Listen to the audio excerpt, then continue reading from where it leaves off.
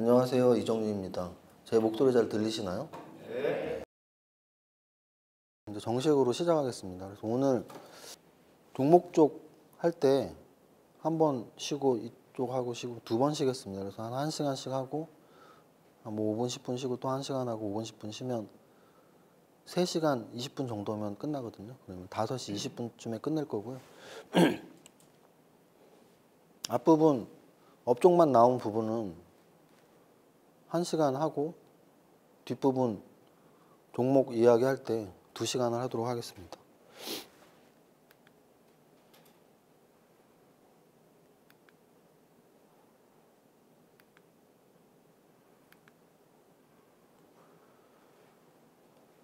제가 원래 코로나 이전에 강의할 때 3박자 투자법으로 강의를 많이 했었어요. 그래서 뭐 재료 분석, 가치 분석, 정보 분석, 차트 분석, 가격 분석 이렇게 해서 3가지 분석법으로 어떤 테마에 어떤 업종에 어떤 종목들을 종목 선정하는지 그런 것들을 코로나 이전에 많이 했었고요.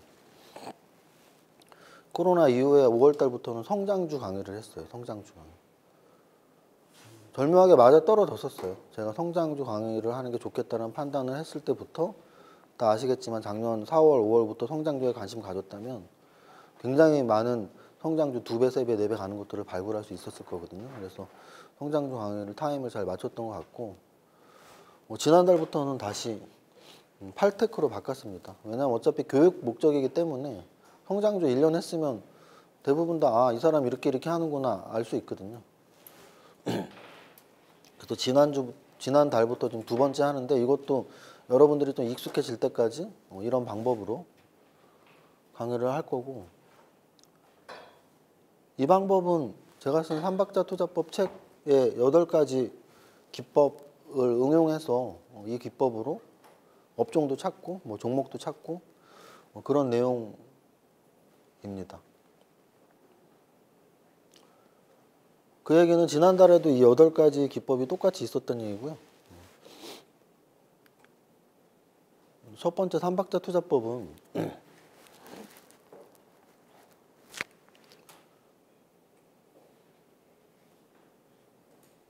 우리 주가 분석을 할 때, 주식 종목 분석을 할 때 재무제표, 이건 언제부터 틀린 걸까?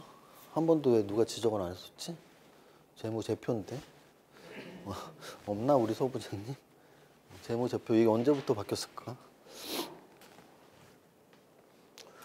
재무제표도 보고 재료도 보고 차트도 봐서 종목 선정을 하는데요.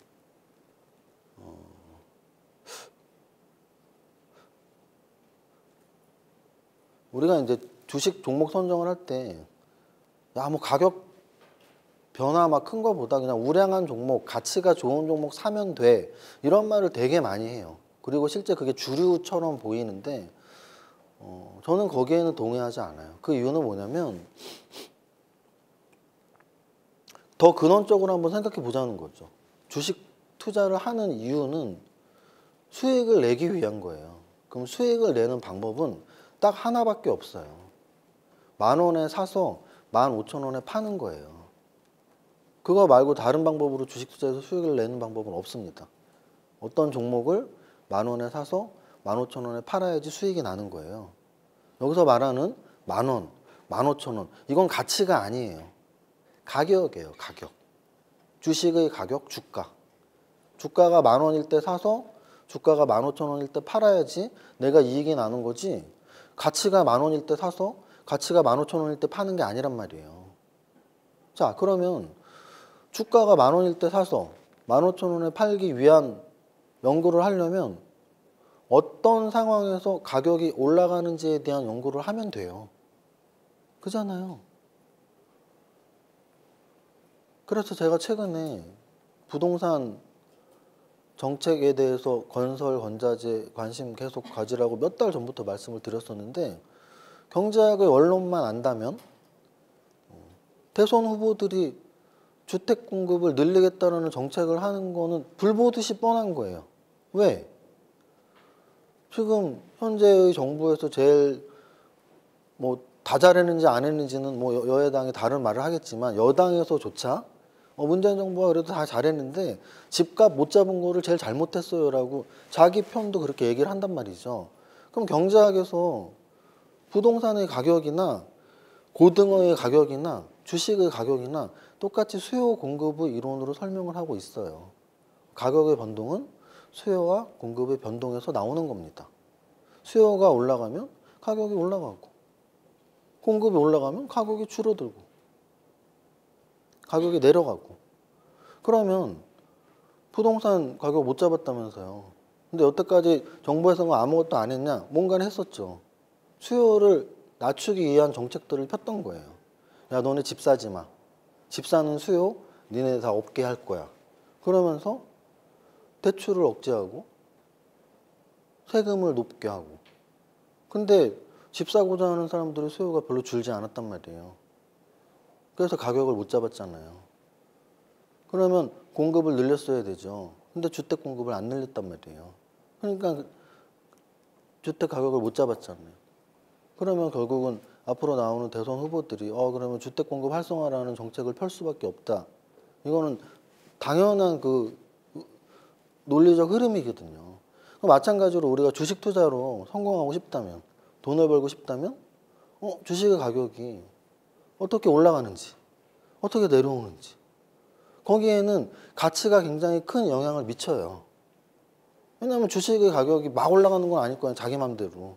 어떤 회사가 올해는 가치가 주당 10,000원짜리인데 내년에는 주당 15,000원으로 가치가 올라간대. 영업도 잘하고 회사가 좋은 회사야. 그럼 당연히 가격이 올라가겠죠. 근데 과연 주식의 가격에 미치는 영향이 가치에만 영향을 받냐 이거죠. 어제 상한가 친 종목 한번 볼까요? 어제 상한가 친 종목 한 4, 5개 있을 거 아니에요. 그들 재무제표 보세요. 빨갛고 자본 잠식 기업이 왜 없어? 그럼 걔네 상한가 왜 쳐? 가치가 쓰레기인데. 상한가를 왜 치냐고요. 사람들이 많이 사기 때문이에요. 가치가 앞으로 좋아지는 종목을 사람들이 많이 사기 때문에 가격이 올라갈 거라고 예상을 하듯이 가치는 하나도 변동이 없었는데 사람들이 막 사. 어떤 테마에 얘가 편입이 됐다고 하면 사람들이 막 사. 그걸 우리는 수요라고 하잖아요. 그래서 결국은 주식의 가격이 올라가는 거에도 사람들의 수요가 몰리면 올라간다는 건 경제학적인 수요와 공급의 법칙상 너무나 당연한 거예요. 그럼 우리는 이제 그것만 알면 돼요. 사람들이 어떤 주식을 사지? 어떤 주식에 매수 주문을 넣지? 그럼 여러분들이 손을 얹고 생각해 보세요. 재무제표가 기똥차게 좋아서 는 적도 있겠지만 그걸로만 는 거 아니잖아. 어디 2차전지 테마에 편입됐다며 어떤 종목이 그냥 자동차 부품만 하고 있었는데 배터리도 한대. 재무제표 안 보고 그냥 사잖아요. 그럼 가치랑 상관없었잖아. 그런 걸 우린 재료라 그러잖아요. 그럼 재료가 좋은 종목, 재료가 핫한 종목에 돈이 들어간다는 거 알 수 있어요. 수요가 몰린다는 거 알 수 있어. 또 요즘은 차티스트들이 별로 없는 것 같아도 아직도 많이 있어요. 정말 많이 있어. 또 유튜브 보다 보면 양봉이 어떻고 음봉이 어떻고 여기서 공략을 하면 저기서 팔아야 되고 그런 사람들 많잖아요. 근데 그 유튜버들이 아무도 안 봐주면 그걸 혼자 하겠냐고. 많은 사람들이 그들을 추종한단 말이에요. 그러면 차트가 좋은 종목, 앞으로 차트가 올라갈 것 같은 종목에 사람들이 수요가 몰리는 거잖아요. 그럼 내가 그 세 가지를 다 예상할 수 있으면 되잖아요. 어떤 종목은 가치도 좋아질 것 같고 차트도 주가가 올라갈 것 같고 재료도 이 정도 재료면 상한가도 한번 나올 것 같고 그런 종목 찾으면 되잖아. 그게 삼박자 투자법이에요. 그러면 나아가서 삼박자는 사실은 4박자, 5박자, 6박자, 100박자가도 갈 수 있어. 그 회사의 주식의 가격에 영향을 미칠 수 있는 모든 것을 다 보란 얘기예요.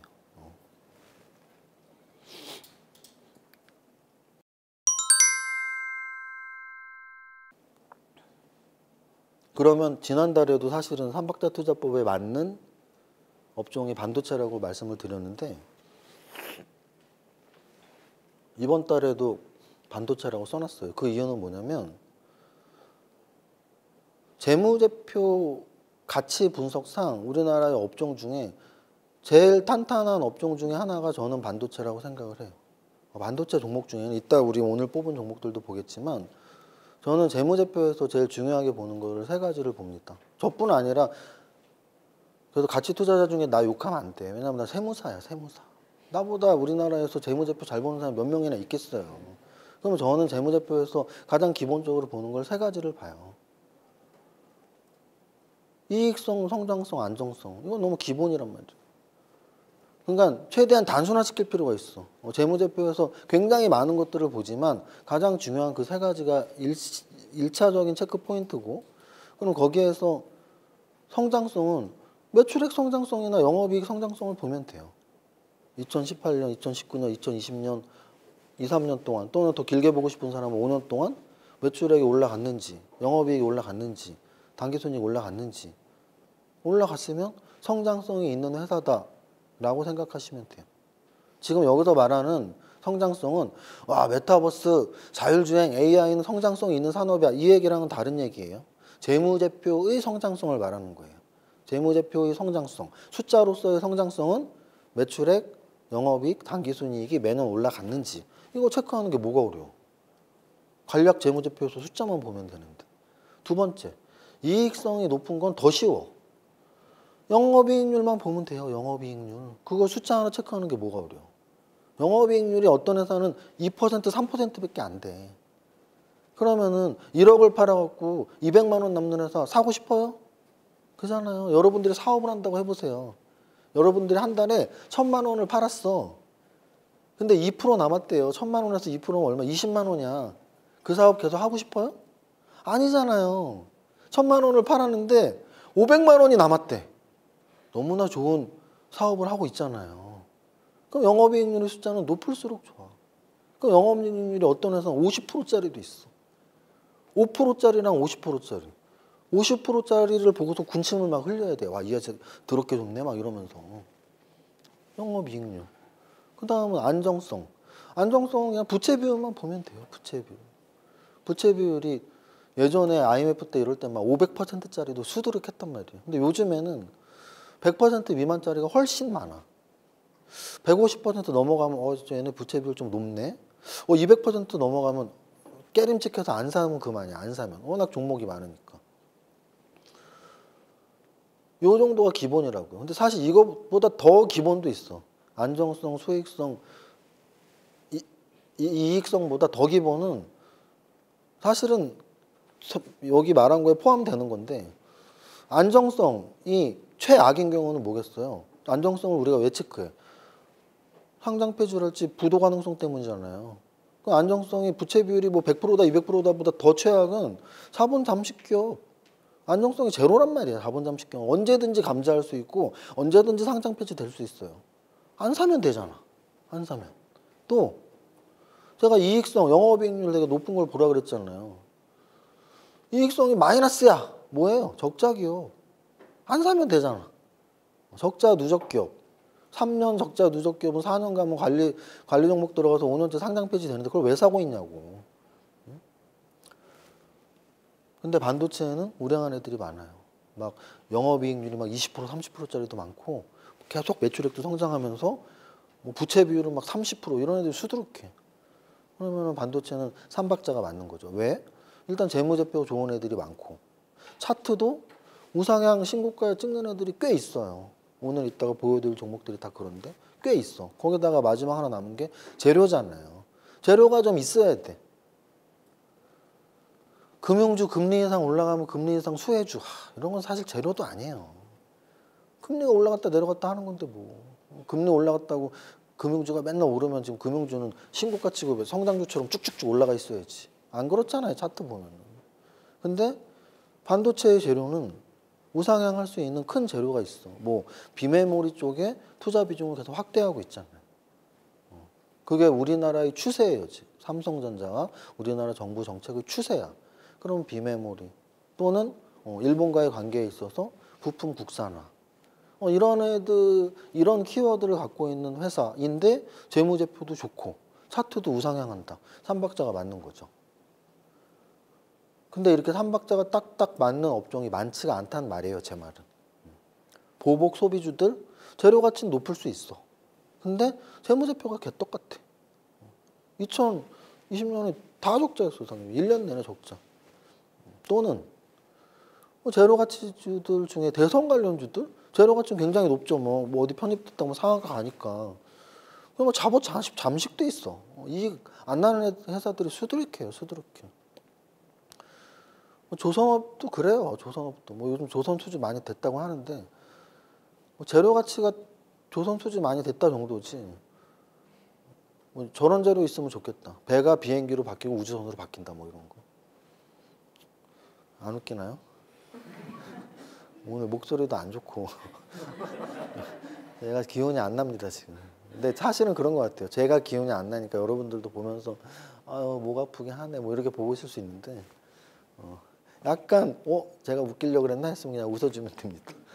그래서 어쨌든 반도체는 요 재료 가치가 비메모리 반도체 쪽으로 가는 재료 가치가 좋고 그리고 차트상으로 진짜 우상향하는 종목들이 꽤 많이 포함되어 있고 재무제표가 우량한 애들이 많이 있습니다. 그러면 그들을 찾으면 되는데 반도체의 시총 1위가 삼성전자죠. 시총 2위가 SK 하이닉스예요. 삼성전자 1월 1일 주가 대비 지금 거기서 뭐 한 1, 2% 오른 상태걸? SK 하이닉스도 마찬가지고. 그러면 1월 1일부터 보합인 게 잘한 거냐? 아니에요. 왜? 거래소 지수는 1월 1일부터 지금까지 14%, 15% 올랐거든요. 그럼 지수 대비 못 올랐어. 지수 대비 못 올랐다는 얘기는 약한 종목이라는 얘기예요. 삼성전자는 우리나라 시가총액 1위 기업이고 우량한 기업이고 튼튼한 기업인 거는 아무도 부인할 수 없어요. 다만 1월 1일부터 6월 30일까지 지수보다 약한 기업이라는 것도 아무도 부인할 수 없어요. 그러면 만약에 여기 앉아 계신 분들은 그러실 리 없다고 생각하지만 이 영상을 보시는 분들 중에 혹시나 삼성전자 한 종목을 갖고 있는 분이 있다. 그러면 투자 실패죠. 왜? 1월 1일부터 6월 30일까지 지수가 14%가 올랐는데 삼성전자는 안 올랐다니까. 튼튼한 종목 사면 뭐해? 수익이 안 났는데. 심지어는 남들 날 때 안 났는데. 그러면 그 투자 실패가 왜 일어났겠어요? 두 가지 합작품이에요. 합작품. 하나는 그들의 멘토를 자처했던 주식을 잘 모르는 전문가들이 굉장히 많은 곳에서 삼성전자가 최고고 삼성전자만 사면 됩니다라는 말들을 하고 다녔단 말이죠. 그게 말이에요, 방구예요. 삼성전자는 우리나라 시가총액 1위 기업이고 튼튼한 기업이고 우량한 기업입니다는 동의하지만 그거 하나 그냥 갖고 있어. 굉장히 무책임한 발언이에요. 굉장히 무책임한 발언. 공부 열심히 해서 반도체 소부장 종목 하나 찾으세요. 또는 삼성전자 말고도 삼성전자, 카카오, 기아차 뭐 이런 것들 포트폴리오 짜갖고 5개 갖고 있으세요. 이렇게 말을 해야죠. 삼성전자만 갖고 있는 게 뭐가 투자야. 계좌 방치시켜 놓는 거지. 계좌 방치시켜 놓는 거예요. 연구 안 하고 있잖아. 1월 1일 날 삼성전자 서서 6개월 동안 삼성전자만 갖고 있으면 된다 그랬어. 뭐 이러고 갖고 있었을 거 아니에요. 그게 뭔 투자야. 방치지. 적어도 5종목을 어떻게 포트폴리오로 짜서 분산 투자를 할지를 고민을 하고 삼성전자를 갖고 있음과 동시에 다른 몇 개를 갖고 있던지 또는 삼성전자는 너무 무거워서 다른 반도체 소부장 좀 우량하고 이세무사가 말하는 것처럼 재무제표도 좋고 차트도 좋은 애들을 찾을까? 이런 노력을 한 사람과 그렇지 않은 사람들은 굉장히 수익률에서 큰 차이가 난다고요. 반도체 파트에서 꼭 그 말을 하고 싶었어요. 우리나라 사람들이 맹신 삼성전자만 사면 돼. 근데 그걸 말하는 사람들도 뭐 주식의 전문가도 아닐 것이고 전문가라고 한다면 굉장히 무책임한 전문가다. 왜? 가장 쉽거든요. 그렇게 말하는 게. 독박 쓸 일이 없다는 얘기 있죠. 독박 쓸 일이 없어. 삼성전자만 사면 돼 그러면 그 사람은 멱살을 잡진 않아. 어디 시가총액 500억짜리 사라 그랬는데 그게 상장 폐지 돼봐. 죽일 놈 살릴 놈 할 거 아니에요. 삼성전자 사라 그러는 사람한테는 멱살 잡지 않는다고요. 그냥 나 혼자 속만 타는 거지. 아이씨. 우량하다며 왜 안 올라 뭐 이러면서. 반도체는 이렇게 넘어가겠습니다. 종목은 있다가.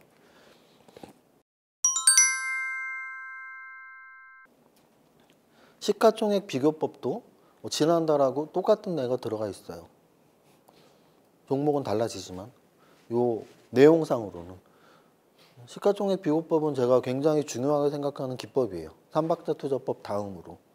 삼박자 투자법을 종목 선정할 때 내가 이 종목 매수하고 싶어 했을 때 차트도 보고 재무제표도 보고 재료도 찾아보는 게 종목 선정 기법이잖아요. 근데 시가총액 비교법은 종목 선정 기법이면서 동시에 시장을 분석하는 매일매일 공부할 수 있는 수단이에요.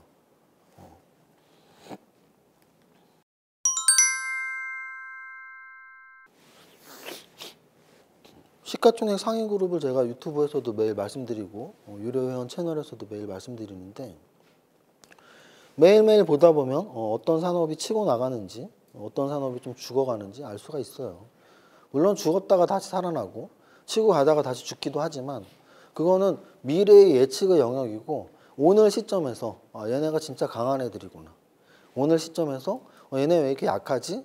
라는 걸 구분할 수 있는 눈을 길러야 되고요.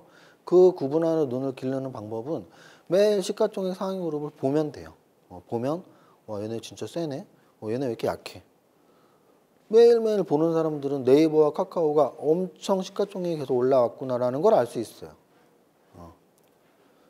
카카오는 심지어 시가총액 3위까지 올랐죠. 그리고 또 하나는 업종 간의 순위 변화도 중요하고 또 하나는 동일 업종 내에서 시가총액 1위와 2위 비교도 굉장히 중요합니다. 그 비교를 잘했던 분들이라면 카카오를 갖고 있거나 네이버를 갖고 있거나 하겠죠. 적어도 삼성전자만 갖고 있지는 않을 거예요. 시가총액 비교법을 잘 하시는 분들이라면 네이버 또는 카카오 또는 그들의 상승을 보면서 4차 산업혁명 쪽에 좀 똘똘한 중소형주는 없을까? 반도체 소부장처럼 카카오와 네이버와 관련된 산업군에 속하는 우량한 중소형주는 없을까라고 찾는 훈련을 하실 거예요. 우리가 4차 산업혁명은 사실은 굉장히 범위가 넓죠. 굉장히 범위가 넓은데 AI 또는 자율주행, 5G 굉장히 넓은 범위에서 그래서 저는 미국의 시총하고 비교하는 훈련도 굉장히 중요하다고 보는데요. 미국의 시총에서 애플, 구글, MS, 아마존 이런 애들이 다 4차 산업의 주역들이란 말이에요. 우리나라로 치면 그냥 삼성전자, 네이버, 카카오라고 보시면 돼요. 그리고 또 하나는 이제 이들 네이버와 카카오 이 두 종목의 비교에 대한 이야기를 좀 하면 도망가는 카카오, 쫓는 네이버. 카카오 같은 경우는 사실 자회사 상장 얘기는 진짜 작년부터 나왔었죠. 왜냐하면 카카오 게임즈 상장을 했다는 얘기는 카카오가 아직도 갖고 있는 자회사들을 다 앞으로 상장시킨다는 얘기고요. 제가 얼마 전 우리 저자 초대해서 하는 그 방송 중에 어느 분이 말했던 게 기억이 나는데 네이버와 카카오의 비교해서 카카오는 자회사 또는 M&A를 통해서 이렇게 계열사를 많이 거두는 구조고 네이버는 좀 MOU 체결을 많이 하는 구조라는 얘기를 들었고 공감을 되게 많이 했었거든요. 그런 차이예요. 그럼 네이버는 상장시킬 자회사가 많지는 않을 거고 카카오는 많겠죠. 그래서 요즘 추세에 맞는 지분가치 평가이익이 굉장히 높아지고 있는 그런 이점이 있어서 3위까지 올라갔다라고 볼 수 있고요. 여러 번 말씀드렸는데 만약에 네이버가 시가총액 3위를 다시 탈환하고 지킨다면 저는 이카머스 쪽도 있지만 이카머스 쪽은 사실은 쿠팡 상장되면서 재평가 리포트가 꽤 나왔었단 말이에요. 그게 반영이 됐다면 3위를 뺏길 일이 없을 거예요. 그래서 저는 카카오가 어쨌든 미래가치 또는 지분가치 때문에 올라갔다면 네이버 쪽도 그 이상의 무언가가 있어야지 3위를 지킬 수 있을 텐데 저는 거길 딱 메타버스로 보고 있습니다. 그래서 메타버스 관련 기사들이 요즘 너무 많이 나와요. 너무 많이 나오고 네이버의 재패턴 한 번도 빠지지 않고 늘 같이 언급되고 있어요. 근데 굉장히 어린 나이들이더라고요. 로블록스도 어린데 재패턴 더 어린 것 같아요. 거의 10대 초반, 중반 애들. 초딩. 소위 말하는 초딩, 중딩. 우리 아이는 이걸 안 볼 테니까. 예전에 넷플릭스 한참 우리나라에서 잘 안 볼 때 캐나다에 가족이 있을 때 이렇게 다니면 캐나다 밴쿠버에서 사는 우리 가족들은 늘 넷플릭스를 보더라고요. 굉장히 재밌게. 아들애한테 이게 뭐 재밌어? 그러면 넷플릭스에만 들어가는 영화 뭐 드라마가 뭐가 있어요? 뭐 이런 말을 되게 많이 했었거든요. 그게 요즘 이제 저도 보니까 알겠어. 넷플릭스 전용 드라마 뭐 이런 거죠. 그래서 그때 생각이 나서 물어봤어요. 너 게임 좋아한다며 로블록스 너도 들어가서 뭐 하니? 그랬더니 아 애들이 하는 건데 지도 애들이면서 애들이 하는 건데 뭐 이런 제페토는 알아? 그랬더니 그 초딩들 하는 거 같던데 뭐 이러더라고. 그래서 진짜 데이터를 봤더니 제페토의 가입 연령을 봤더니 10대 초중반이 거의 대다수더라고요. 그래서 이제 그런 분석도 있었습니다. 그 이후에 뭐 신문 기사나 이런 것들 중에 과연 메타버스 지금 굉장히 어린 나이를 공략하는 메타버스의 세계에 뭐 20대는 그나마 호기심에 들어갈 수 있을 텐데 30대, 40대, 50대가 들어갈 수 있을까? 뭐 이런 분석들이 요즘에 많아져요. 사람들이 이제 관심이 점점 많아지니까 요즘에 보면은 그거 있잖아요. 대선에 후보들이 메타버스 가상 공간에서 막 뭐 정책 토론회하고 막 한다면서요. 아바타끼리. 그래서 과연 4, 50대, 3, 4, 50대가 그걸 볼까? 뭐 이런 분석들이 많이 있는데 저는 변하는데 한 표를 던지고 싶네요. 5년 전만 해도 유튜브 아무도 안 봤어요. 제가 아카데미를 하고 있기 때문에 저도 유튜브 개설을 굉장히 빨리 한 편이거든요. 저는 별로 신경도 안 썼고 구독자 수 뭐 올라가는 게 뭐가 중요한지 하나도 신경 안 쓸 때였거든요. 한 3년 전. 그때 실제 주변 사람들도 유튜브를 안 봤고 근데 지금은 너도 나도 유튜브 TV 틀면 무슨 토크쇼에 나온 연예인들이 자기 유튜브 채널 광고하기 바빠. 정말 이해가 안 가. 저 유명한 사람이 왜 자기 채널을 광고하지? 그건 뭐예요? 방송국보다 뭐가 먹을 게 더 많은 거 아니에요, 유튜브가. 뭐 그런 개념으로 본다면 메타버스 공간도 그렇게 될 확률이 높지 않을까. 왜냐하면 가장 최근에 뭐 루이비통에서 뭐 메타버스 아바타한테 가방을 팔았는데 뭐 100만 원에 팔았다 뭐 이런 기사들 검색해 보면 다 나와요. 그래서 메타버스 공간에서 뭐 아이돌 누가 뭘 했는데 뭐 1억 명이 모였다 뭐 이런 것들이 나오잖아요. 그래서 결국은 돈이 되는 공간에 사람들이 모일 수밖에 없으니까 메타버스 공간은 분명히 유튜브처럼 유튜브에 어쨌든 유튜버들이 많이 달라들었던 이유는 돈을 벌기 때문이거든요. 그건 확실해요. 저도 우리나라 거의 모든 플랫폼들을 다 해봤습니다. 블로그, 카페, 인스타 거의 다 해봤거든요. 제가 가만히 앉아있는데 돈을 준 플랫폼은 단 하나도 없었어요. 뭐를 막 걸어야 돼. 뭐 상업 뭐를 걸고 뭘 제품 홍보도 하고. 저는 그런 거 안 하니까 돈을 한 번도 받아본 적이 없어요. 근데 유튜브는 영상을 올려서 조회수가 많아졌을 뿐인데 돈을 주더라고. 그것도 꽤 많이 줘요. 몇백만 원 이상을 줘요. 그러니까 유튜버들 중에는 막 먹방 유튜버 자기가 뭐 먹고 싶은 거 먹으면서 한 달에 몇 천만 원, 1억씩 버는 유튜버들이 있잖아요. 그렇기 때문에 많은 유튜버들이 생겨나는 거고 양질의 콘텐츠가 있으니까 구독자가 방송국보다 유튜버를 더 좋아하는 거죠. 저는 그런 관점에서 본다면 메타버스의 앞으로의 성장성은 무궁무진하다. 그 안에서 분명히 돈을 버는 개념들이 분명히 있을 것이고 그럼 성인들이 왜 안 들어가겠어요? 돈 벌려고 들어갈 텐데. 원래 이 유튜브 공간도 아동부터 시작됐잖아요. 제 기억엔 그런데 우리 성인들이 관심 없을 때 또띠 뭐 이런 분 말고도 그 보람 뭐 있죠? 보람 뭐 없나? 제 기억엔 있는데 하여간 뭐 빌딩 샀다고 해서 막 이야기도 많이 나왔었던 그런 아동용 유튜버가 원래 대세였어요. 우리 3, 40대는 4, 50대는 유튜브 보지도 않았었다고. 근데 그 어린이들만 보는 유튜브인 줄 알았던 걸 우리 모두가 하고 있는 것처럼 메타버스도 충분히 가능하지 않나 생각하고 있습니다.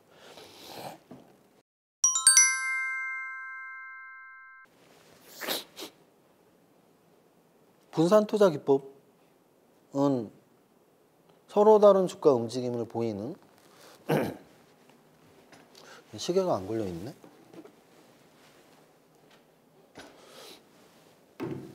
분산 투자 기법은 서로 다른 주가 움직임을 보이는 곳에 투자를 해야 된다는 뜻입니다. 제가 코인 방송을 위해서 돈을 넣는지 돈을 넣어서 방송을 하는지 모르겠는데 어쨌든 코인 방송을 하고 있습니다. 근데 만약에 제가 막 차트 보면서 차트 위주로 보면서 뭐 소위 말하는 김치 코인 있죠. 그런 쪽에 만약에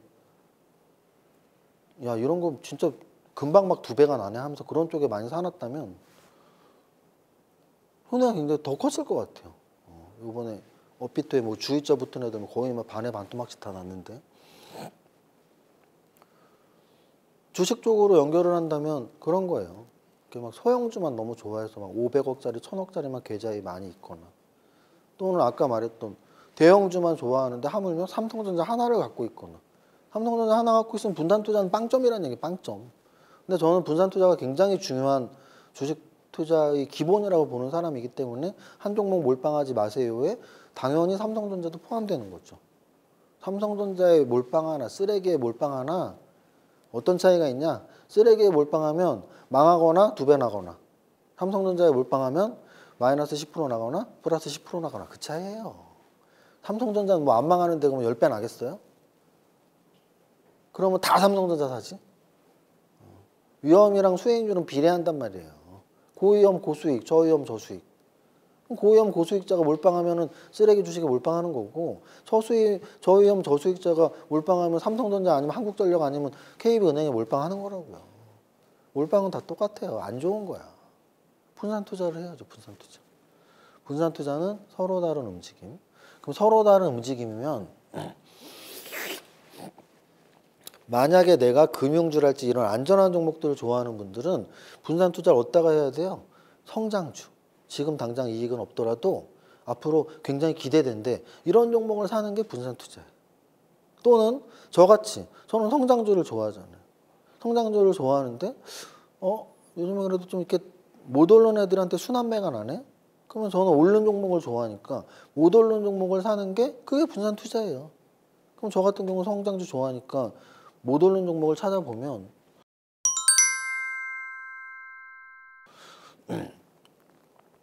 못 오른 종목은 대신증권의 기준일 대비 메뉴에서 찾아볼 수 있는데, 찾아보면 대다수가 통신 관련주 아니면 제약 바이오주예요. 그 2가지 업종 빼고는 웬만한 업종들은 최하 2배. 왜냐하면 지수가 2배 올랐기 때문에. 지수가 2배가 더 올랐죠. 거래소가 1400이 바닥인데 3300이 왔고, 코스닥이 400 몇이었지? 근데 지금 1100이 왔고, 그래서 퍼센트 기억난다. 코스닥이 148%, 150%가 올랐고요. 코로나 저점 대비 코스닥이 150%가 올랐고, 거래소가 코로나 바닥 대비 128%가 올랐죠. 어제 기준일 거예요, 어제 기준. 그러면 우리 계좌가 여기에 어느 누구도 코로나 저점 3월 19일 날 계좌를 터서 1억을 넣고 1억을 전액을 다 사서 아직까지 하나도 안 푼 분들은 없을 거 아니야. 이건 무슨 뜻이냐면 3월 19일 날 1억을 넣고 하나도 안 팔고 지금 딱 갖고 있으면 적어도 그 1억은 얼마가 되어 있어야 된다고? 2억 2천에서 2억 2천에서 2억 5천 사이. 1억으로 1억 2천에서 1억 5천을 벌었어야 돼. 근데 여기서 변수는 뭐라고요? 우리 모두는 3월 19일 날 들어오지 않았다고. 그 전부터 했던지 그 나중에 했고, 또 우리 모두는 그때 한 번 딱 사고 안 팔고 갖고 있지 않다고. 중간에 팔았겠죠. 왜?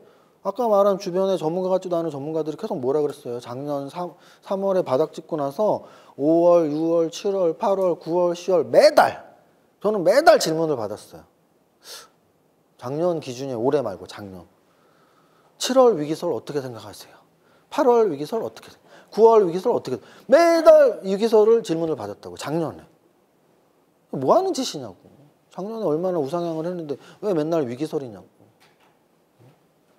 정말 매달 받았어요. 대형 유튜버 가면 그 구독자들이 이렇게 질문을 해. 작년 기준으로 7월 달에 7월 달이 고점이라는데요. 8월 달이 고점이라는데요. 그러면 전문가들이 그랬으니 우리들은 어떻게 했겠어요? 팔았겠죠. 고점이라는데. 팔면 더 싸게 들어가나? 더 비싸게 들어갔겠죠. 계속 올라갔으니까. 그래서 그냥 갖고 있던 사람보다 수익이 안 나는 거예요. 심지어 인버스 고버스 산 사람이 왜 없어? 작년에 통계가 20, 30대 남자들은 손해났다던데? 그들이 1순위로 매수한 게 인버스 고버스라는데? 그런 거예요. 그래서 어쨌든 그렇게 지수가 2배 이상 올랐단 말이에요. 그럼 우리는 가만히 있어도 2배가 났어야 되는데 안 난 이유는 이런 거고. 근데 어쨌든 평균값으로 지수가 코로나 저점부터 2배가 올랐다는 얘기는 모든 종목들이 그때부터 2배 오르는 거예요. 평균값으로. 근데 2배는커녕 그때 가격 그대로 3월 19일 가격 그대로 또는 그 가격보다 낮게 거래되는 애들이 있다란 얘기죠. 그럼 이제 이건 두 가지예요. 싼 거 좋아하면 그거 사면 돼요. 근데 비싼 거 좋아하면 안 사면 돼. 근데 너는 왜 말하니? 그러니까 분산 투자라고. 저는 비싼 거 좋아하는 사람이잖아요. 근데 분산 투자는 내가 좋아하는 것과 좀 다른 거를 섞어 놓는 거예요. 그게 분산 투자의 핵심이에요. 서로 다른 주가 움직임. 내가 좋아하는 성장주들은 다 올랐는데 안 오른 것도 있네. 왜 안 올랐지 봤더니 코로나랑 전혀 무관한 제약바이오주들 또는 5G 부품주들 얘들 중에는 코로나 저점 대비 하나도 안 올랐거나 올라봤자 1, 20%밖에 안 올린 애들이 수두룩해. 그들 좀 찾아갖고 포트에 하나 넣어보세요. 그럼 걔들이 서로 다른 주가 움직임이니까 아예 안 오를 수도 있지만 순환매가 돌아서 걔네가 오를 수도 있잖아. 그럼 저는 이제 통신을 보는 거고 통신을 보는 이유는 두 가지가 있습니다. 하나는 대장주가 올라가면 중소형주가 이제 따라간단 말이에요. 근데 통신주에서 대장주는 통신 3사예요. 우리가 쓰고 있는 스마트폰, 핸드폰을 가입하는 회사, 그게 통신 3사죠. SK텔레콤, KT, LG U+. 이 세 개의 차트가 작년 가을부터 좀 이렇게 돌아섰어. 돌아서서 그래도 좀 올랐어요, 차트가. 근데 통신 부품주는 그거조차도 못 따라가는 애들이 수두룩해. 대장주는 올랐으면 그 쫄개주들인 중소형주도 오를 수 있겠네? 요런 논리. 또 하나는 5G가 끝났어? 라는 거에서 아직 안 끝났어 쪽으로 좀 판단을 하고 있는 거죠. 왜냐하면 아직도 뭐 5G 속도에 대한 또 우리나라가 아닌 다른 유럽이랄지 아시아권에 대한 5G의 그런 확산이 덜하단 말이죠. 그래서 아직도 좀 기회는 있지 않을까 뭐 그런 생각으로 통신을 넣어놨습니다.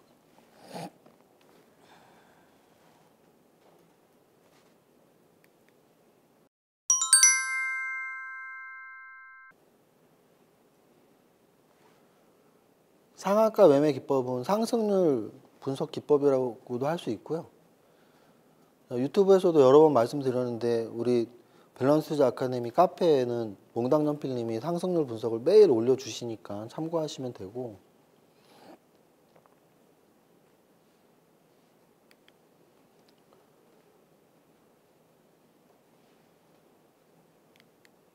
상승률 분석을 하는 이유는 매일매일 시장의 그 매기의 흐름들, 돈의 흐름들이 어디로 옮겨가는지를 가장 잘 볼 수가 있어요. 거래대금 분석하고 상승률 분석이. 그랬을 때 한 작년 가을부터 굉장히 짧은 순환매들은 계속 있었습니다. 짧은 순환매들. 뭐 기억조차 안 날 정도로 정말 짧은 순환매들이 계속 있었는데 작년 가을부터 지금까지 거의 1년은 안 되는 기간이라고 쳐도 한 9개월 이상? 아니 작년 이맘때부터라고 하면 1년이죠. 이 1년 동안 계속 순환매가 돌았는데 종목은 1년 내내 오르진 않았지만 테마주로 봤을 때는 1년 동안 아직도 살아있네? 뭐 이런 애들은 코로나 관련 제약바이오주랑 대선 관련주가 거의 투탑이에요. 그 투탑의 테마에 해당되는 종목들은 순환매가 났지만 테마 내 종목들은 순환매가 났지만 그 1년 정도를 지금 대선 관련주 그리고 코로나 관련 제약바이오주들은 계속 오고 있어요. 종목 내 업종 내 순환매는 무슨 뜻이냐면 코로나 관련 제약바이오주들이 뭐 진원생명과학이 작년에 주도주였나요? 물론 작년 하반기에 주도주 역할을 약간은 했었지만 작년 4월, 5월, 6월, 7월의 주도주는 누가 뭐라 그래도 시젠하고 신풍제약 두 종목이었단 말이에요. 근데 지금 시젠하고 신풍제약 막 재밌게 매매하시는 분도 별로 없어. 오히려 셀리드, 진원생명과학 이런 종목을 더 재밌게 매매한단 말이에요. 테마 내의 주도주가 바뀐 거예요. 또는 대선 관련주 마찬가지죠. 작년 5일에 이맘때는 윤석열 전 검찰총장이 이슈가 제일 컸기 때문에 막 계속 뭐 정부에 막 이렇게 좀 맞대응하는 이런 게 나왔었죠. 그래서 그 당시에 무슨 서현이와 모베이스 이런 거 엄청 2배, 3배씩 갔단 말이에요. 근데 지금 제가 말한 종목들 몇 달 조정받았어요. 그러면 대선 관련주가 안 갔냐? 최저한 관련주들이 막 2배 이상씩 갔단 말이에요. 그래서 1년 내내 코로나 관련 제약바이오주, 대선 관련주는 계속 움직임이 나왔다. 뭘 보면 알 수 있냐? 상승률 상위 보면 알 수 있어. 그런데 종목들은 계속 순환을 했어. 그럼 저는 이제 그런 관점에서 봤을 때 대선 관련주 쪽에서는 뭐 인맥을 말하고 싶진 않고 정책은 충분히 이런 공개된 공간에서도 말할 수 있다. 왜냐면은 우리보다 훨씬 선진화된 주식시장인 미국에서도 바이든 민주당 정부가 된다고 그린 뉴딜이 그렇게 날아갔었는데 우리도 같이 날아갔었죠. 그러면 우리나라의 대선에 관련된 정책 주주들이 움직이는 건 어찌 보면 말이 안 되는 것도 아니고 실제 시장은 그렇게 움직여왔고, 그래서 저는 건설 건자재 테마가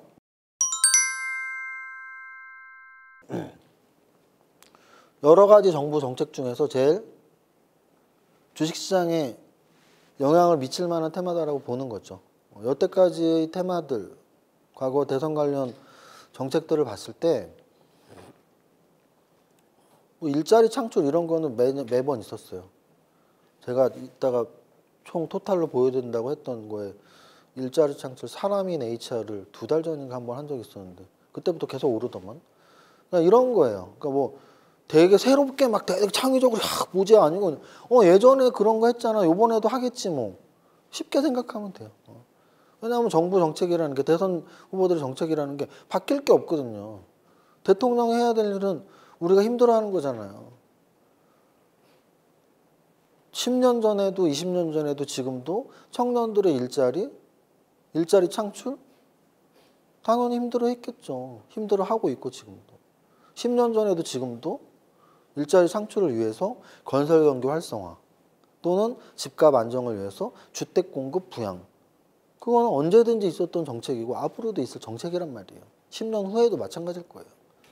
그러면 그렇게 미리 좀 길목을 잡아놓고 뭐 일자리 창출이든 건설이든 좀 우량한 애들을 미리 사놓으면 좋은 결과가 나오지 않을까, 뭐 이런 내용입니다.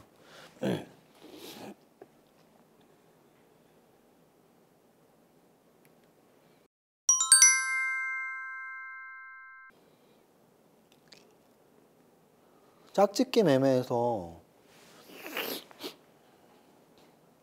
이런 대체재와 보완재 이런 것들은 다 경제학에 나오는 용어예요. 그래서 수요와 공급에 의해서 가격이 결정되고 대체재와 보완재라는 이런 개념들은 경제학에 나오는 내용인데 주식 투자자를 위한 경제학 유튜브에 올라가 있거든요. 그런 거 좀 한번 보시면 경제 상식에도 도움 되실 거고. 짝짓기는 결국은 이렇게 테마, 우리가 보통 말하는 테마의 그 사전적 의미랑 비슷해요. 테마라는 게 뭐냐면 하나의 재료에 의해서 같이 움직이는 애들, 그 무리들을 테마라고 한단 말이에요, 우리가. 저는 반도체 테마라고 하거든요. 필라델피아 반도체 지수에 의해서 또는 삼성전자의 주가 움직임에 의해서 같이 움직이잖아. 그게 테마예요. 그 테마가 나쁜 뜻으로 저는 말하지 않아요. 누군 테마주 사지 말래. 테마가 뭔데? 테마가 아니 금리 인상 테마가 누구예요? 금융주들인데? 뭐 그 은행주가 나쁜 건가? 금리 인상한다면 그 재료에 의해서 움직이는 애들이 금융주잖아요. 그런 어떤 재료가 나왔을 때 그 재료에 의해서 같이 움직이는 애들, 업종이 될 수도 있고 업종이 아닐 수도 있어요. 예를 들면은 메타버스 관련주는 업종이 아니에요. 메타버스 업종은 없잖아요. 근데 메타버스에는 여러 가지 애들이 포함되어 있어요. 엔터 애들도 있고 게임 애들도 있고 플랫폼 애들도 있고. 업종은 엔터 업종, 게임 업종인데 메타버스에는 걔네들이 다 들어가 있다고요. 어떻게 보면 테마가 더 큰 개념이죠.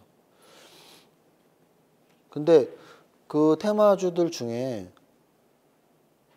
하나의 재료에서 같이 움직이려면 업종이나 뭐 이런 것만 비슷한 애들만 있는 게 아니고 지분 관계가 막 엮여 있는 애들 사실은 그쪽이 요즘은 더 잘 가요. 요즘이 아니고 몇 년 동안 그랬어.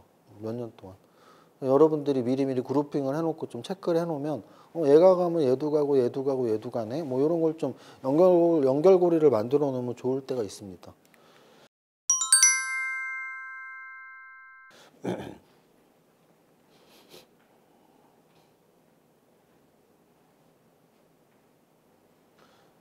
짝짓기 매매 쪽에 게임을 넣은 이유는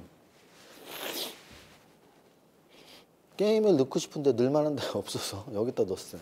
근데 그래도 한번 말을 맞춰보면 최근 들어서 중국 판호 발급 관련해서 펄어비스가 급등을 했단 말이에요. 근데 펄어비스가 갔던 날 혼자 간 게 아니에요. 같이 갔던 애들이 있어. 카카오 게임즈, 위메이드 뭐 이런 한 세네 종목들이 같이 움직였어요. 같이. 그럼 그렇게 체크를 좀 해놓고 또 크래프톤이 상장된대. 그럼 크래프톤이 상장되면 또 관련주들이 뭐가 있는지 또 체크 좀 해놓고 또 메타버스 게임 관련주들이 또 몇 개 있어요. 뭐 드래곤플라이, M게임 뭐 몇 개 있거든요. 걔들이 또 어떻게 움직이는지 체크 좀 해놓고 이 말씀을 드린 이유는 게임주에 재료가 많이 있어요. 메타버스 관련 재료도 있고 크래프톤 상장 재료도 있고 중국 판호 발급 재개 재료도 있고 하반기 게임 신작 재료도 있고 그래서 게임주가 좀 약간 재료 홍수다. 특히 저는 크래프톤 상장 하이브 상장이 엔터주의 생태계를 좀 많이 바꿔놨거든요. 엔터주의 하이브가 상장되기 전에는 엔터주의 하이브가 상장되기 전에는 CJENM이 시총 1위기는 했는데 걔가 CJ 옷쇼핑하고 합병을 하는 사람 말이에요.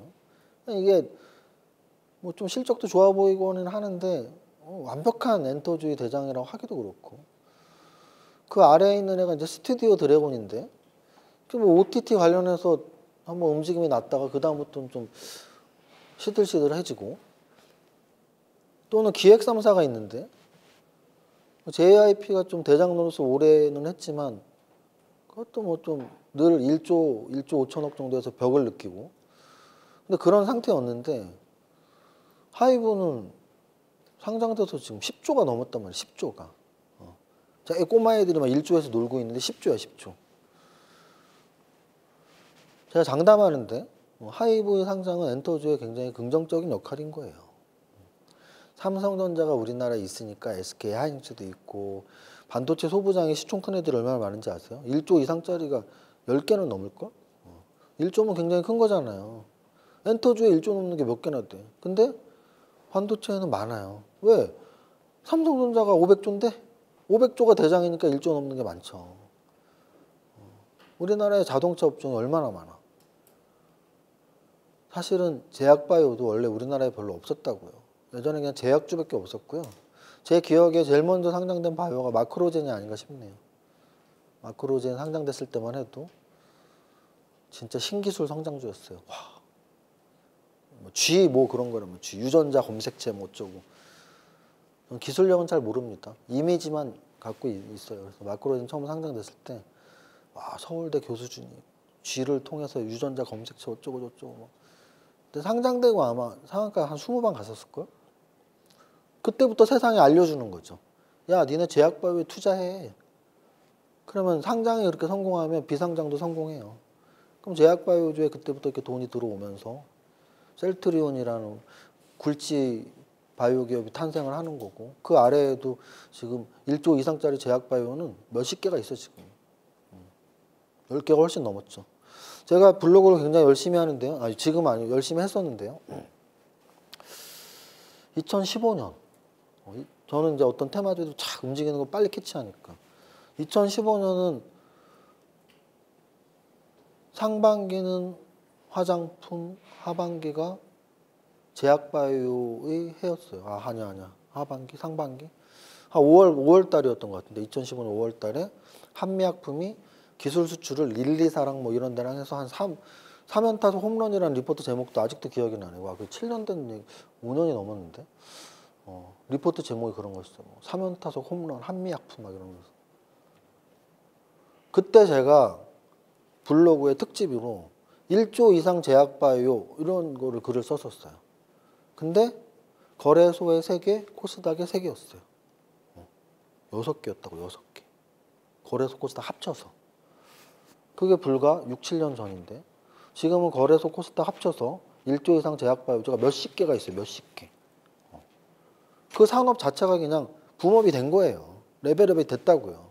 그럼 그런 거에는 그런 여러 가지 영향이 미치는 거라니까. 뭔가 하나 성공한 성공 사례가 나오면 야, 쟤도 성공했어. 야, 서울대 의사 한 명 와봐. 나랑 또 뭐 하나 하자. 그러면서 굉장히 많은 제약바이오가 생기는 거죠. 저는 그게 이번 크래프톤도 영향을 분명히 준다고 봐요. 왜? 아니 크래프톤이 NC소프트랑 넷마블보다 시총이 훨씬 커요. 그냥 상장되자마자 1위야. 하이브랑 똑같죠. 하이브 상장되자마자 1위였거든요. 크래프톤 상장되자마자 1위라고요. 그럼 게임 업계에서 얼마나 배가 아프겠어. 배 안 아프겠어요? 배 아프지. 쟤는 상장되자마자 돈방석에 올라왔네. 야, 서울대 공대 애들 모여봐. 우리도 게임이나 만들자. 왜 없겠어요? 왜 없겠어요? 그래서 게임주에는 관심을 가져야 된다.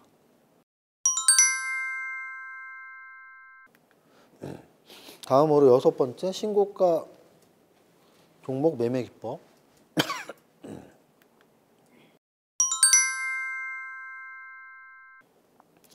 신고가 종목 매매 기법은 이제 아까 제가 말씀드렸지만 제약바이오에는 코로나랑 관련 없어서 코로나 저점 대비 오르지도 못한 바닥 끼는 애들이 굉장히 있어요. 반대로 코로나랑 관련이 있어서 신고가 치는 애들도 있어요. 근데 제가 최근 한 5년 동안 아까 말씀드렸던 한미약품 기술 수출 시작했던 2015년부터 한 5, 6년 동안 역사적 신고가 갱신 종목들을 다 기억해 보면 제약바이오가 제일 파괴력이 있어요. 그건 확실해요.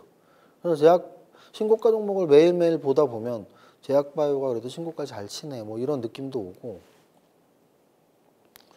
그럼 이제 제약바이오의 신고가는 늘 흐름들이 있어요. 어떨 때는 뭐 임상 3상 때문에 대박이 난 종목이 있으면 임상 3상 관련주. 뭐 어떨 때는 뭐 신약개발이 암과 관련돼 있다. 뭐 표적항암제 관련주. 어떨 때는 줄기세포 애들이 그때 한 3년 전인가가 이제 줄기세포 때였는데 2017, 18년 때.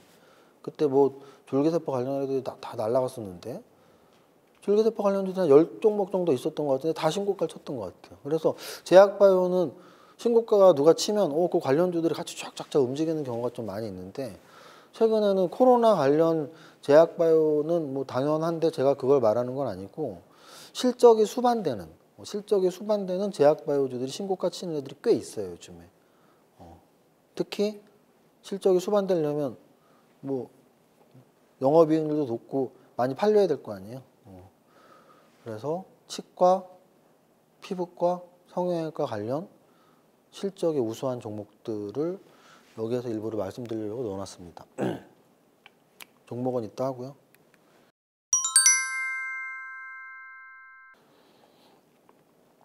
신규 상장주 공략법은 이 신규 상장주에서 저는 지금 업종을 이해하고 싶은 건데요. 신규 상장주를 공략할 때는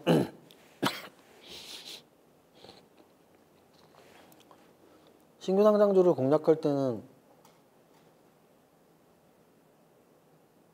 저는 사실 시초가를 굉장히 중요하게 생각해요. 시초가랑 업종. 일단 딱 상장되면 그 종목을 봅니다. 뭘부터 보냐? 업종부터 봐요. 그래서 그냥 워낙 흔한 예를 들면 반도체 관련주 굉장히 많잖아요. 얼마나 우량한 반도체 관련주 많아요. 자동차 부품주 보지도 않습니다. 2차 전지랑 관련되면 봐도 뭐 자동차 부품 한두 개예요. 화학주 뭐 신기술 소재 산업 아니고 잘 안 봐요. 근데 좀 특수한 업종이야. 그럼 한 번 더 보게 돼요. 특수한 업종. 그 다음은 상장 첫날의 시초가, 공모가보다 얼마나 올랐는지. 공모가 더블에 뭐 상한가 치고 해서 공모가보다 막 3배 올란 애들이 더 오르는 경우도 있어요. 하지만 확률적으로 그들보다는 공모가 주변 뭐 이렇게 해서 조정받다가 땅땅땅 치는 확률이 훨씬 높아요. 그래서 공모가보다 너무 크게 오른 종목보다 공모가 주위에 있으면서 업종이 좀 특이한 애들. 특이하다는 거는 신사업에 관련돼 있다는 얘기예요. 신성장산업. 신성장 산업의 업종이면서 시초가가 괜찮다. 공모 경쟁률도 괜찮았다. 그러면 좀 관심을 가질 필요가 있어요.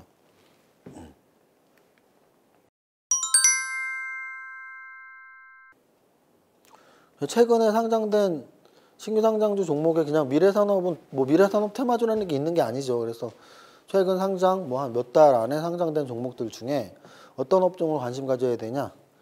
AI, 메타버스, ESG, 우주항공 이런 애들이 있어요. 이런 애들이 제가 말하는 신규 상장인데 특이한 성장산업의 미래산업의 종목들이에요. 그래서 방금 말씀드렸던 업종들 ESG, AI, 메타버스, 우주항공 요 업종에 포함되는 신규 상장 종목들이 있다면 걔들은 그 업종에서 어떤 역할을 하는 어떤 사업을 하는 애들이지 공모가 대비 현재 가격은 얼마지 차트는 저점에 가까운지 고점에 가까운지 이런 것들을 좀 찾는 연습을 하면 좋을 것 같습니다.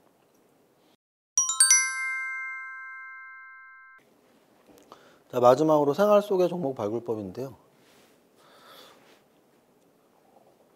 이 방송을 보시는 분들 또는 앉아 계신 분들 중에 나는 좀 종목 선정이 힘든데 종목 선정 3박자로 하라는데 재무제표도 잘 못 보겠고 그런 분들은 아마도 대부분이 생활 속의 종목 발굴하고 있어요. 지금 예를 들어 지인이 야, 이거 좀 사봐. 그것도 생활 속의 종목 발굴이에요. 일상생활 지인이랑 다 같이 더불어 살고 있잖아요. 지금 더불어 살고 있는 지인이 전화 와서 야 이거 10,000원 오늘 10,000원 빨리 사 빨리 20,000원 간대. 그거 사는 것도 생활 속의 종목 발굴이에요. 근데 이제 그 생활 속의 종목 발굴을 더 잘하려면 지인이 어떤 종목을 사라고 했을 때 그 종목을 내가 체크를 할 수 있는 능력이 있어야죠. 그 종목을 왜 사라 그러지? 물어봐야지. 왜 사? 그러면은 10명 중에 9명은 그냥 사 빨리 시간 없어. 그리고 끊어버리잖아 전화. 그리고 전화 끊어버려. 야 그걸 내가 너한테 설명을 왜 사지 마! 그러면 끊잖아. 그러면 어떻게 해요? 사잖아. 왜? 시간 없다니까. 오늘 안 사면 더 올라갈 것 같거든. 그게 꼭진데. 그러니까 시간 없다 그러면 끊으면 웃기고 있네 하면서 안 사면 되고 안 끊으면 계속 물어보세요. 왜 사야 돼? 왜 사야 돼? 그게 뭔가 얘기를 해주면 검산을 해보면 되잖아. 예를 들어 대다수는 저는 누군가가 뭐 말을 하면 왜? 그럼 이제 내 성격을 아는 사람이면 말을 하고 자기가 이유를 말 안 하면 나한테 욕먹으니까 이유를 말해줘. 야 그거 뭐가 있대. 검색해보면 10개 중에 9개는 벌써 다 노출된 재료야. 다 노출된 재료. 어디 한 6개월 전에 리포트에 나왔거나 뭐 3개월 전에 경제뉴스에 나왔거나 근데 그게 굉장히 대단한 뉴스처럼 그냥 돌고 있는 거예요. 왜 그게 돌 수가 있겠어요? 아무도 그런 검색을 안 하니까. 그잖아요. 예를 들어 누가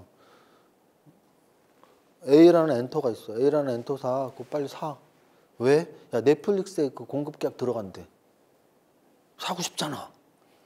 어떻게 알았어? 야 내 친구가 거기 회사 다니잖아. 여러분 그냥 사잖아요. 나는 검사한다고. 검사하면 어디 나오는지 알아요? 리포트에 다 나와요. A라는 엔터사 넷플릭스 공급 계약 체결 진행 중. 전 국민 모두가 알고 있는 거야. 심지어는 주가에 반영까지 됐어. 주가에 반영까지 됐다고요. 그걸 왜 사냐고. 모르니까 사는 거지. 마치 대주주 친구만 아는 것처럼. 그래서 적어도 어떤 종목을 사라라는 소리를 들으면 왜 사는데 그래? 그 재료가 있다고? 내가 한번 볼까 하고 보면 10개 중에 9개는 벌써 흘러나온 재료다.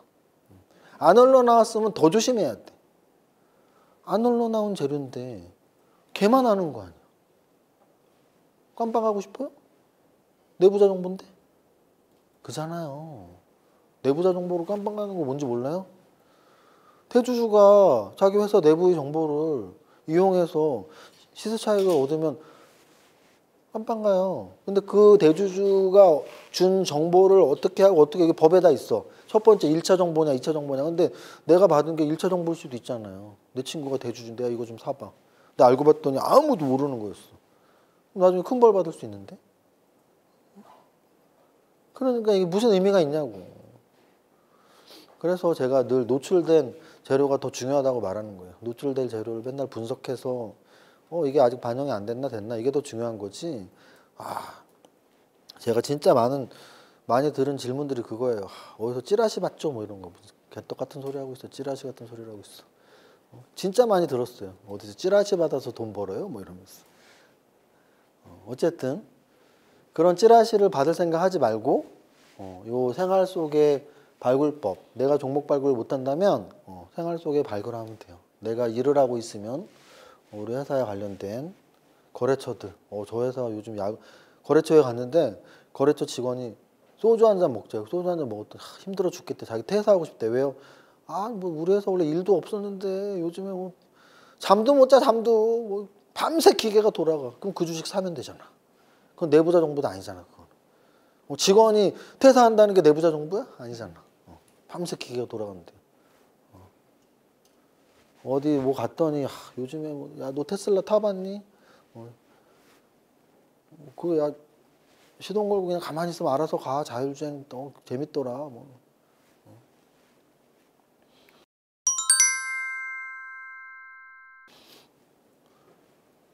아까 메타버스는 말씀을 한번 좀 길게 드렸으니까 이따 종목할 때 다시 할 건데요.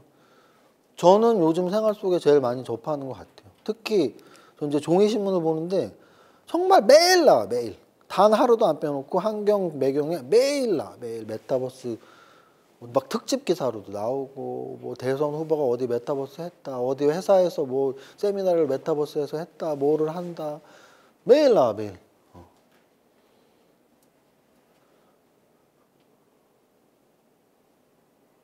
여기 봐봐요. 제페토 2억. 우리나라 인구보다 많잖아요. 외국 애들이래 다. 애기들. 10살, 뭐 12살 이런 애들. 그리고 또 그거 아시죠? 상반기에 미국, 우리나라 동학개미가 있고 서학개미가 있다. 그런 용어 도대체 누가 만드는지 모르겠어요. 서학개미. 참. 동학개미, 서학개미. 그냥 한국 투자, 미국 투자랑 하면 안 되나? 미국 주식 투자한 사람들의 주식 투자 1위가 로블록스예요. 그것도 아세요? 로블록스는 뭐예요? 메타버스 관련주예요. 그러니까 얼마나 우리하고 지금 밀접하게 있어 메타버스가. 로블록스 투자하면서 우리나라 메타버스 투자 안 하는 이유는 뭐야?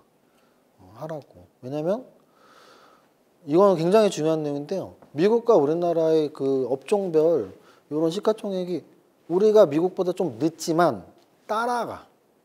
내가 작년에 김작가 TV인가 나가서 그 얘기를 되게 했던 기억이 확실히 나는데 미국의 시가총액에서 구글 5위 안에 계속 들어있잖아요.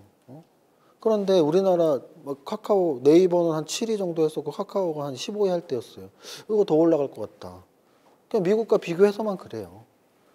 근데 이런 것들이 최근이 아니고 되게 오랫동안 그래 왔어요. 2차전지? LG화학하고 삼성 SDI하고 SK이노베이션 2차전지 뭐 우리나라에서 뭐 대단히 막 키워서 그렇게 간 게 아니고 테슬라는 몇 년 전부터 시가총액이 팍팍팍팍 올라갔단 말이야. 그런 거예요. 그러면 로블록스에 관심 많다며. 그럼 우리나라 메타버스 관련 가만히 있겠냐고. 그럼 우리 관심 당연히 가져야죠. 여기까지 하면 여기 뭐 더 있네. 밸런스 에셋, 밸런스 투자 아카데미, 밸런스 텍스 컨설팅 광고. 에셋 홍보 채용 광고. 요거는 이제 우리 영상 할 때 편집할 때 넣어주는 거로 하고. 여기까지 해서 이제 일부는 제가 관심 갖고 있는 8가지 업종에 대한 이야기예요. 그러면 이 업종에 지금 없는 애들 중에 야 얘는 왜 없어? 이따가 종합 토탈 여태까지 한 1년 정도 한 거 보면 알겠지만 많이 들어왔는데 없어. 요번 달에 없는 애는 2차전지 자동차. 걔는 거의 탑으로 많이 들어왔던 애인데 없었어. 요번 달에 없습니다. 없는 이유는 그것들이 싫어졌다 또는 이제 성장성이 없다가 아니고요. 8개이기 때문이에요. 8개 전기차, 자동차 넣을까 말까 고민을 했는데 다음 달에 넣으면 되지 뭐 정도? 그냥 다 조정받고 있는 위치니까. 근데 그래도 2차 전지에서는 삼성 SDI 또는 자동차에서는 기아차 차트는 계속 좋게 움직이고 있다고 보고 있고요. 그리고 또 올해 많이 들어갔었는데 없는 애 중에 하나가 화학주. 근데 화학주는 이게 시크릿컬 종목이란 업종이란 말이에요. 그래서 작년 화학주는 작년 한 겨울쯤 가을부터인가 한 4, 5개월 이상 이렇게 들어갔었는데 한 3달 전부터는 안 들어온 것 같아요. 왜냐면은 이게 시크릿컬이다 보니까 막 성장성이 이렇게 쫙쫙쫙 올라가는 업종은 아닌데 대부분 꺾였어. 뭐 롯데케미칼이나 대한유화나 이 주도를 했던, 물론 남아있는 화학주도 있어요. 효성그룹주들. 효성 TNC나 효성 첨단소재나 이런 애들은 남아있지만 좀 주도주들이 많이 꺾여서 뺐고, 자동차랑 2차 전지도 빠져있고, 그린 뉴딜. 그린 뉴딜도 한창 핫할 때는 좀 많이 넣었었는데 요즘에 좀 조정권에 들어가서 빠졌고, 그 정도인 것 같습니다. 여기까지 업종에 대한 이야기하고 10분만 쉬었다가 이따가 종목에 대한 이야기 했습니다. 10분 쉬겠습니다.